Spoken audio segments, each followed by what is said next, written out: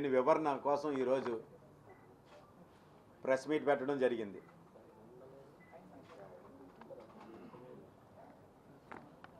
దిల్ రాజు గారు ఆయన మాటల్లో ఆయన ఇది మేము ఆ నలుగురు అని గవర్నమెంట్ కానీ ఆటోగ్రఫీ మినిస్టర్ దుర్గేష్ గారు సీరియస్గా వార్నింగ్ ఇవ్వడంతో వాళ్ళు భయభ్రాంతులు గురై ఆ నలుగురు అని చెప్పడంతో ఏ విధంగా ఒక్కొక్కరు వచ్చి ప్రెస్ మీట్ పెట్టడం జరిగింది. ఆ ప్రెస్ మీట్ ముందు ఏం జరిగిందో మీకు కొన్ని వివరాలు తెలియజేస్తా.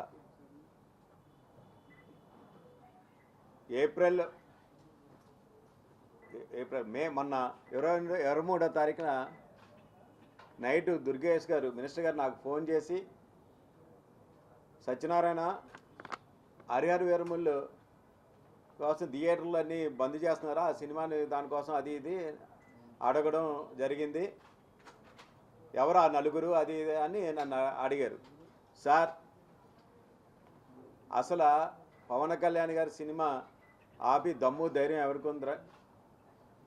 అసలు అది ఇదంతా చాలా బూతండి. రేపు నేను ప్రెస్ మీట్ పెడతాను, మొత్తం అన్నీ అసలు ఆపి ప్రసక్తే లేదు, ఇదంతా రాంగ్ ట్రాక్ వెళ్తుందని నేను చెప్పడం జరిగింది. అయితే ప్రెస్ మీట్లో ఆ నలుగురు ఎవరు కూడా తెలియజేయి, మొత్తం అంతా అందరూ బండారం బయట పెట్టు అన్నారు. అలాగే సార్ అన్న. అదే రోజు మర్నాడు నేను ప్రెస్ మీట్ పెట్టడం మీ అందరికీ తెలుసు. ఆ ప్రెస్ మీట్లో నైజాం వ్యాపారంలో తెలుగు ఫిలింలో ఇండస్ట్రీలో వ్యాపారంలో నైజాంలో ఒక 10% ఈస్ట్ గోదావరి డిస్ట్రిక్ట్ జరుగుతుంది టోటల్ బిజినెస్లో. కానీ వాళ్ళు దిల్ రాజు గారు, సురేష్ బాబు గారు వీళ్ళందరూ కూడా బంధు అన్నదానికి తెర లేపింది వాళ్ళు. హరిహర వీరమల్లు సినిమాని ముందు ఏంటంటే దానికి ఆయన చెబుతూ నైజాంలో కొన్ని పరిస్థితులు మీకు చెప్పాలా. నైజాంలో దిల్ రాజు గారు వేరే, అలాగే ఏషియన్ సునీల్, సురేష్ బాబు గారు ఒకటి. వాళ్ళు కొత్తగా ఎవరు వచ్చినా సరే వాళ్ళని బతకనీరు.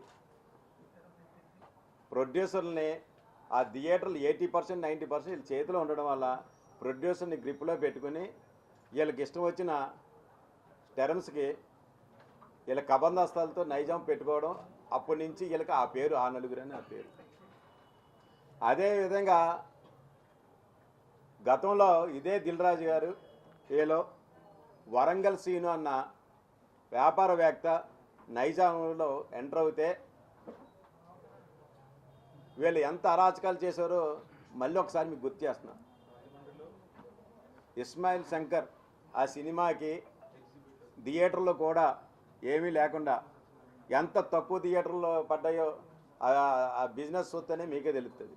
అదేవిధంగా మా హీరో మెగా స్టార్ చిరంజీవి గారి సినిమా ఆచరణని కూడా వాళ్ళు ఏ విధంగా ఇబ్బంది పెట్టారో అందరికీ మరొకసారి గుర్తు చేస్తున్నాం. ఇటువంటి వ్యక్తి రాజమండ్రి జనసేన నేత అనుశ్రీ సత్యనారాయణ ఈ విధంగా పెట్టాడని వాళ్ళ మీద ఉన్న ఫోకస్. ఎందుకంటే అతను నిజంగా ఒక తూర్పుగోదావరి జిల్లా గురించే చెప్పి ఉంటే, అతను చెప్పి ఉంటే ఈస్ట్ సత్యనారాయణ తూర్పుగోదావరి జిల్లా ఎగ్జిబిటర్లు డిస్ట్రిబ్యూటర్ కలిపని చెప్తాడు. ఆయన ఎంత దురుద్దేశమో ఎంత కన్నింగ్ నేచరో చూడండి. పవన్ కళ్యాణ్ గారు సోకాలు వీళ్ళందరికీ లెఫ్ట్ అండ్ రైట్ ఇవ్వడంతో అతను దాన్ని దృష్టి మళ్లించడానికి నా పేరు వాడుతూ రాజమండ్రి జనసేన నేతని పార్టీ పేరు కూడా చెప్పడం జరిగింది. అంటే దీన్ని తిరిగి మీ పార్టీ అతనే చేసాడు, మీ అక్కడి నుంచే పుట్టింది అని రాంగ్గా తెలియజేస్తూ అతను వాళ్ళ తమ్ముడిని శిరీష్ రెడ్డిని కాపాడుకోవడానికి నన్ను నా మీద అభియోగం మోపడం జరిగింది. ఎందుకంటున్నానంటే ఆయన చెప్పాడు ఏప్రిల్ 19వ తారీఖున సినిమాలు తూర్పుగోదావరి జిల్లాలో జరిగింది, నేను వెళ్ళలేదు అన్నది. 100% అసలు ఆయన సంబంధం లేదు ఈ జిల్లా. ఇవ్వకపోతే థియేటర్లు మూసుకుంటాం ప్రెసిడెంట్ అన్నాం, కానీ మేము బంద్ అన్న ప్రసక్తి అనలేదు. దాన్ని ఈయన వీడియోలు ఉన్నాయి, ఇవి ఉన్నాయి, అవన్నీ చెప్తున్నారు. ఇదే ఏప్రిల్ 19 జరిగిన మీటింగ్లో మనం అంతకుముందు జనవరి 8వ తారీఖున మీటింగ్లో కూడా ఈ విషయంలో, ఎందుకంటే మాతోటి పాటు గీతా వాళ్ళకి సురేష్ వాళ్ళకి కూడా థియేటర్లు ఉన్నాయి, అందరినీ పిలిచారు. పిలిస్తే వాళ్ళ సురేష్ బాబు గారు ఆ రోజు మొత్తం ఈ నిర్ణయాలు ఎలాగ ఉన్నాయని సురేష్ బాబు గారికి ఫోన్ చేసి స్పీకర్ ఆన్ చేస్తే నేను చెబుతానని చెప్పడం, అందరూ అక్కడ ఆ రోజు డిస్ట్రిబ్యూటర్లు ఉన్నారు, ఎగ్జిబిటర్లు ఉన్నారు. ఆ మీటింగ్లో అందరూ స్పీకర్ ఆన్ చేయడం జరిగింది. ఆ స్పీకర్లో సురేష్ బాబు గారు మిగతా రాష్ట్రాల్లో పర్సంటేజ్ విధానం ఉంటుంది, మన రాష్ట్రంలోనే పర్సంటేజ్ విధానం లేదు, మీరు అందరూ చాలా అందరూ నష్టపోతున్నారు, సింగిల్ స్క్రీన్లు ఎలాగుంటే మూసుకోవాల్సిన పరిస్థితి వస్తుంది, అలాగే సింగిల్ స్క్రీన్లు ఎటు బతకాలంటే మన పర్సంటేజ్ విధానం పెట్టాలి అని ఆ విధంగా మల్టీప్లెక్స్లో ఇస్తున్నారు, మనకి కూడా ఇస్తే బాగుంటుంది అని ఆయన ఆ స్పీకర్లో అందరికీ తెలియజేయడం జరిగింది. మొత్తం ఆ రోజు అంతా తెలియజేయడం జరిగింది. అదే విషయం వాళ్ళ మేనేజర్ గారు అందరూ కూడా ఇక్కడ మా ఎగ్జిబిటర్లు అందరూ కూడా తెలియజేయడం జరిగింది. సరే, ఆ విషయం అందరికీ తెలుసు. అది ఏప్రిల్ 19 మీటింగ్లో కూడా ఇలాగా డిస్ట్రిబ్యూటర్లు ఎగ్జిబిటర్లు అంతా కలుపుకున్నాం, ఇలా మాట్లాడుకున్నాం, జూన్ 1 నుంచి అని అనుకున్నాం. అది కూడా బంద్ అని మాత్రం అనలేదు, ఎందుకంటే బంద్ అన్న ప్రసక్తి మా నోట్లో ఎప్పుడూ రాలేదు. నెక్స్ట్ నేను కూడా ఆయన వీడియో ఉందని అవన్నీ చెప్తున్నాడు, నా దగ్గర ప్రూఫ్లు ఉన్నాయని చెప్తున్నాడు. ఏ ప్రూఫ్ ఉంది? ఆ రోజు ఏదైనా ఉంటే మే 13వ తారీఖున నేను ఆ జర్నలిస్ట్కి ఇచ్చిన దాంట్లో ఆయన అడిగిన దానికి మూసివేస్తారంటే ఇబ్బందులు ఉన్నాయండి, లేకపోతే వర్కౌట్ కాకపోతే ఆల్రెడీ చాలా థియేటర్లు మూసేసి ఉన్నాయి, కాలితే చూడండి. మేము అన్ని థియేటర్లో కూడా ఎన్ని ఇప్పుడు కూడా చూడండి ఎన్ని థియేటర్లు మూసేస్తున్నాయో. సినిమాలు లేవు, సినిమాలు లేక మూసివేస్తున్నాం అని ఏదైనా వర్కౌట్ చేస్తామని ఆ ఉద్దేశం చెప్పాం. ఏంటి మే 13వ తారీఖున పెట్టే టైంకి, మే 13వ తారీఖున పెట్టే టైంకి హరిహర వీరమల్లు రిలీజ్ డేట్ ఏమీ ప్రకటించలేదు.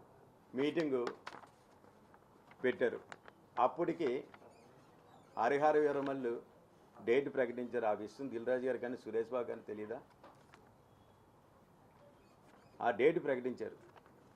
ప్రకటించినప్పుడు మాకు ఎగ్జిబిటర్ సెక్టర్ చైర్మన్ అయిన రామ్ ప్రసాద్ గారు గుడివాడ ఎగ్జిబిటర్ అయిన ఆయన్ని దిల్ రాజు గారు సురేష్ బాబు ఫోన్ చేసి మీరు చాంబర్కి లెటర్ పెట్టండి అని ఒత్తిడి చేసి, నిజం కాదా అది? ఆయన 3 సెక్టార్లలో సురేష్ బాబు దిల్ రాజు గారు ఫోన్ చేశారని చెప్పాడా లేదా? ఆన్ ద రికార్డ్ తీయండి, మొత్తం ఛాంబర్లో ఆయన మాటలన్నీ కూడా ఉంటాయి. దీని వెనకాతల దిల్ రాజు గారు లేరా? అదే ఆ రోజు మీటింగ్లో దిల్ రాజు గారు నాకు ఉదయం 8 గంటలకే ఎప్పుడో ఫోన్ చేశారు. ఫోన్ చేస్తే నేను సెటిల్ ఆడుతున్నాను, మా కొడుకు ఫోన్ ఎత్తితే సత్యనారాయణ అంటే సెటిల్ ఆడుతున్నాడంటే ఏంటి హైదరాబాద్ రాలేదంటే రాలేదని చెప్పడం జరిగింది. అయితే అవసరం లేదులే అని చెప్పడం. తర్వాత నేను కూడా ఆయనతో మాట్లాడలేదు, నాతో కూడా మాట్లాడలేదు, ఆయనతో మాట్లాడేసి అయితే అవసరం లేదులే అని ఫోన్ పెట్టడం నిజం కాదా ఏంటి? నెక్స్ట్ ఇంకోటి, ఈ టోటల్ ఆయన చెప్పడంలో కూడా ఏం చెప్తున్నాడు ఆయన? ఏప్రిల్ 19న తూర్పుగోదావరి జిల్లాలో జరిగింది, దాన్ని మొత్తం ఎపిసోడ్ అంతా అక్కడి నుంచి వచ్చింది, సత్యనారాయణ జనసేన నేత చేసాడని మొత్తం అంతా తిప్పి నా మీద పెట్టడానికి వాళ్ళ తమ్ముడిని కప్పిపించుకోవడానికి చేశాడు. ఈ 3 సెక్టర్లో కూడా మీరు ఆన్ ద రికార్డ్ తీయండి.